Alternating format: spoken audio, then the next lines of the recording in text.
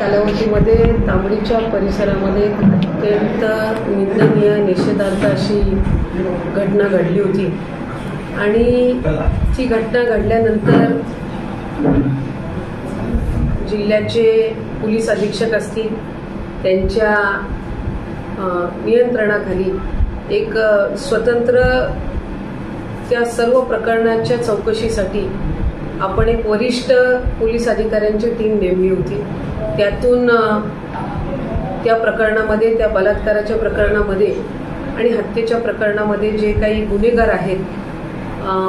त्यांना पकडण्यात आलं होतं आणि त्याच्यानंतर ती संबंधित केस ही कुटुंबाच्या वतीने फास्ट ट्रॅकमध्ये चालावी, कोर्टात चालावी यासाठी आपण सरकारी वकील म्हणून ॲडव्होकेट उज्ज्वल निकम साहेबांनाही सरकारच्या वतीने त्या पीडित कुटुंबाच्या वतीने नेमण्यात आलं होतं। 2 वर्ष माणगावच्या न्यायालयामध्ये ते जे प्रकरण आहे ती केस जी आहे त्याच्यावर सुनावणी सुरू होती। त्याच्यामधले जे काही एव्हिडन्सेस आहेत, DNA रिपोर्ट्स असतील, इतर काही विटनेसेस असतील, बाकी ज्या काही संबंधित एक केस एक प्रकरण ताकदीने लढवण्याच्या दृष्टिकोनातून आणि त्या पीडित कुटुंबाला न्याय देण्याच्या दृष्टिकोनातून जी काही सर्व चौकशी किंवा जे काही पोलीस विभाग असेल किंवा इतर विभागांच्या माध्यमातून ज्या काही करावयाच्या गोष्टी असतात किंवा सरकारी वकिलांच्या माध्यमातून असतात त्या सर्व करण्यात आल्या। पण काही दिवसांपूर्वी न्यायालयाच्या कडून जो काही निकाल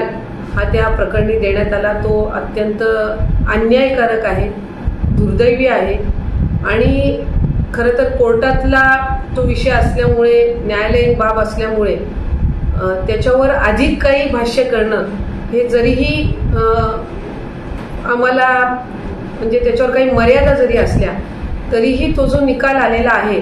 त्याचं म्हणजे अत्यंत म्हणजे दुःख आणि वेदना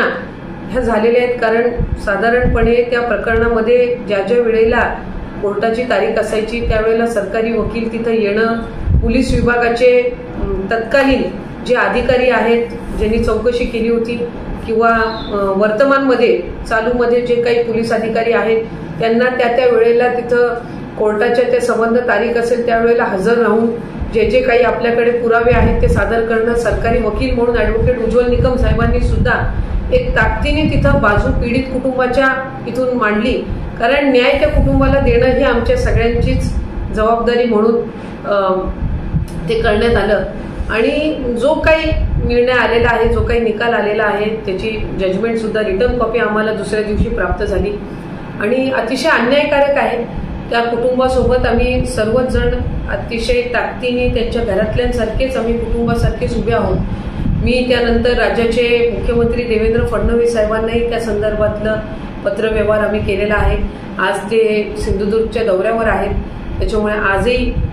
सकाळी त्यांच्यासोबत संपर्क करण्याचा आम्ही प्रयत्न केला, पण मी 13 तारखेला तर प्रत्यक्षात त्यांना त्या संदर्भामध्ये भेटणारच आहे आणि आम्ही वरिष्ठ उच्च न्यायालयामध्ये त्या संदर्भातली आम्ही अपील करत आहोत। ॲडव्होकेट उज्ज्वल निकम साहेबांसोबत त्या संदर्भातलं मी सातत्याने म्हणजे निकाल लागला, जजमेंट आली नव्हती त्या म्हणजे रिटर्न जजमेंट आली नव्हती त्या ह्याच्यापासून मी त्यांच्या संपर्कात आहे। कारण ज्या वेळेला निकाल कोर्टाने दिला मी नाशिक दौऱ्यावर होती आणि मला तिथल्या तिथं ज्या वेळेला कळला आणि त्यांनी कळवलं त्याही वेळेला आमची त्या संदर्भामध्ये चर्चा झाली आणि आम्ही निश्चित केलेलं आहे की या जो काही निकाल आलेला आहे त्या विरुद्ध आम्ही उच्च न्यायालयामध्ये अपील करणार आहोत आणि अपील करून विधी व न्याय विभाग जो आहे राज्य शासनाचा त्याचे सुद्धा त्याच्यामध्ये जे काही सूचना असतील त्यांचं सुद्धा आम्ही सहकार्य घेऊन एक लवकरात लवकर ती अपील सबमिट करून उज्ज्वल निकम साहेब त्या संदर्भातली योग्य ती आहे जी न्यायालयीन जे काही हे आहे त्यानुसार त्याची तयारी सुद्धा त्यांनी सुरू केलेली आहे आणि अपील करून तातडीने ती कशी बेंच त्याला हे होऊन ती लागेल तारीख कशी यासाठी सुद्धा आम्ही प्रयत्नशील आहोत। त्या पीडित कुटुंबाला, त्या आमच्या लेकीला न्याय देण्यासाठी, त्या आमच्या भगिनीला न्याय देण्यासाठी आम्ही कटिबद्ध आहोत आणि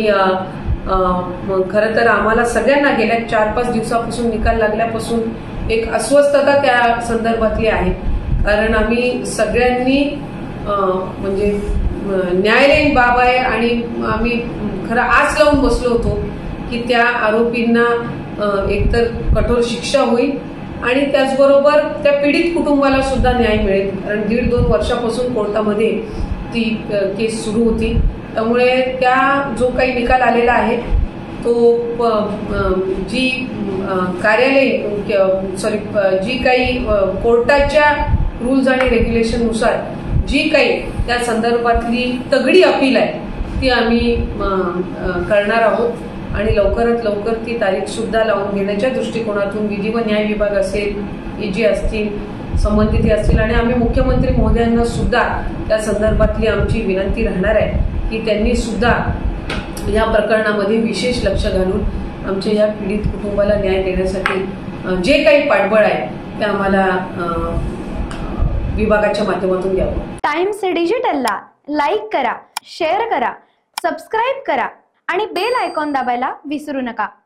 टाइम्स डिजिटल.